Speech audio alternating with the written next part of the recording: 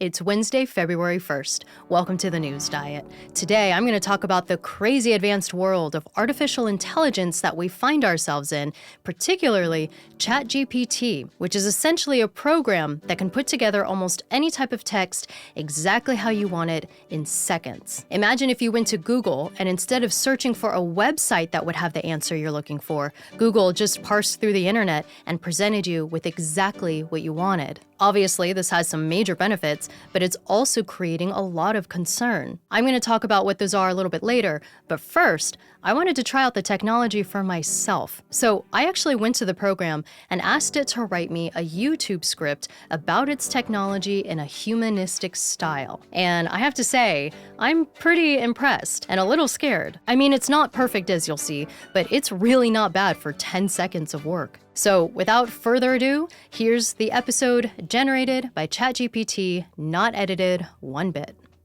Hi everyone, and welcome to today's episode where we will be discussing the latest advancements in artificial intelligence technology and the concept of ChatGPT. Artificial intelligence has been around for a long time now and has been constantly evolving, revolutionizing the way we work, live, and interact with the world around us. From Siri, Alexa, to Google Assistant, AI-powered virtual assistants have become an integral part of our lives. But have you ever heard of ChatGPT? If not, then don't worry. In this video, we'll be explaining what ChatGPT is, how it works, and what this means for the future of AI technology. So, let's get started. ChatGPT, also known as Generative Pretrained Transformer, is a new AI technology that's taken the AI world by storm. It's a language model developed by OpenAI, a renowned research organization in the field of artificial intelligence. ChatGPT is the latest iteration of the GPT series, which stands for Generative Pretrained Transformer. The GPT series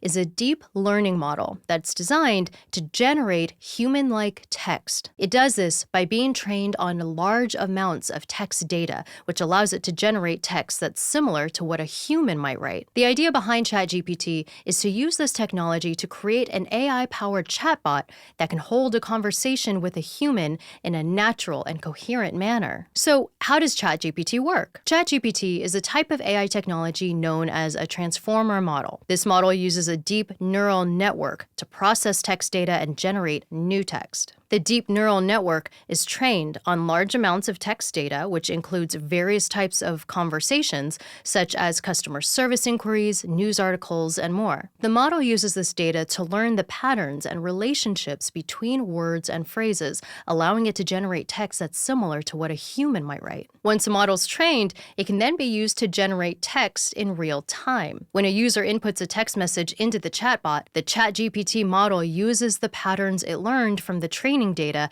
to generate a response that's relevant and coherent to the user's message. This allows ChatGPT to hold a conversation with a human in a natural and seamless manner without any awkward pauses or misunderstandings. This makes ChatGPT a powerful tool for customer service, as it can provide quick and accurate answers to customer inquiries, helping to improve customer satisfaction and reduce response times. Now, let's talk about what this means for the future of AI technology. The advent of ChatGPT marks a major milestone in the development of AI technology. It demonstrates the tremendous progress that's been made in the field of deep learning and the ability of AI to generate human-like text. This has far-reaching implications for the future of AI, as it opens up new avenues for the development of more advanced AI applications and tools. For example, ChatGPT can be used to generate content for websites, such as news articles or product descriptions. This can help to save time and resources, as the AI model can generate high-quality content in a matter of minutes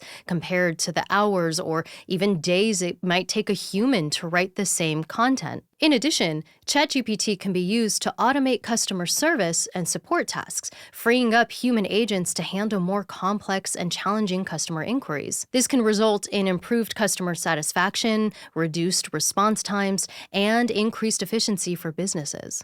Okay, so that ends the AI-generated script. Pretty crazy, huh? I'm personally shocked at how easy it was to use, and other than some gaffes and repeats, felt like it was pretty good for a first run. I mean, I didn't change anything. Tell me what you guys thought in the comments. Did it sound natural and informative? Am I out of a job? So luckily for me, the bot generated a pretty good explanation of what the technology is, so I don't have to do that anymore. But now, I do want to cover other parts of this topic, like the potential implications, good and bad, from these advancements. And just to clarify, this is me talking now, not the bot. The script went over some of the positives of a believable AI generator, like freeing up precious time spent writing or speaking for those who feel they have more important things they could be working on instead. Like maybe the hours it takes to write a YouTube script, or maybe the first draft of an article, or like mentioned earlier, scripts for customer service representatives who are servicing people looking for quick answers to problems. On one hand, this is a win for a lot of people, those looking to generate the content, but also maybe those receiving it. In that customer rep example, how many times has your day been interrupted due to an internet issue or cell phone or banking issue that demanded you be glued to the phone for hours while they figure out the solution? On the other hand, though, this technology is definitely not without potential downsides. One of the concerns is what all this time saving means for all the jobs out there that currently do these tasks. There's so many jobs that could be affected by this, but obvious ones are office assistants, research assistants, copywriters, and even developers, as some programmers now are using ChatGPT to write snippets of code for them. Former presidential candidate Andrew Yang ran his campaign off his belief that technology would soon be taking over thousands and thousands of jobs, and that therefore thought UBI or universal basic income would be necessary. You know, when you go to a factory in the Midwest, you don't see wall-to-wall immigrants. You see wall-to-wall machines and robot arms. Yeah.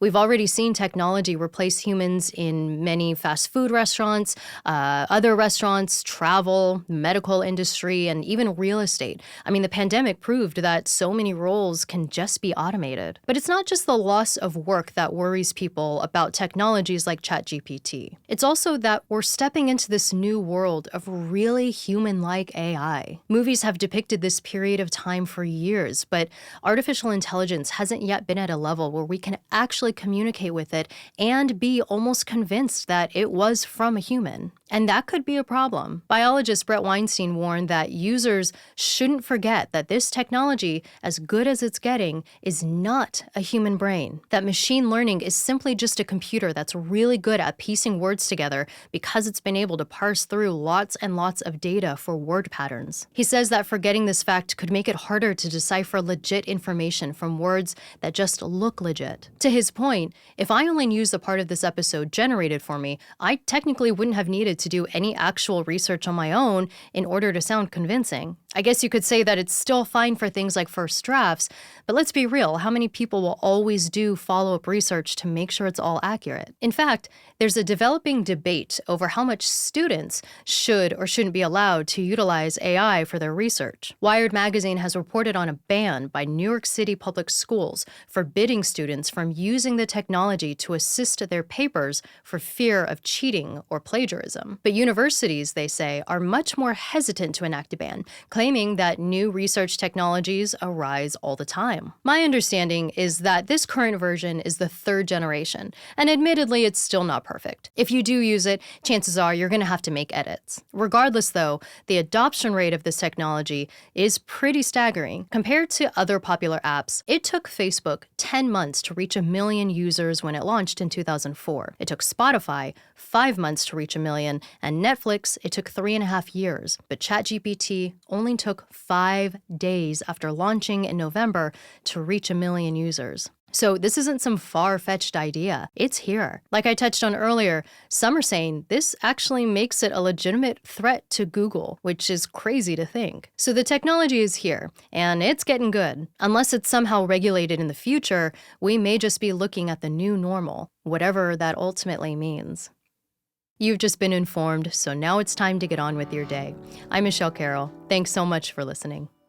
If you enjoyed the episode and want to continue following a healthier alternative for staying informed, where I forgo partisan fighting and fear-driven narratives and just get to the point, then please be sure to hit that subscribe button, as of course you'll get more of this show in your feed, and also you'll be helping this new channel grow and reject sensational media. Thank you so much for your support, and I can't wait to see you in the next episode.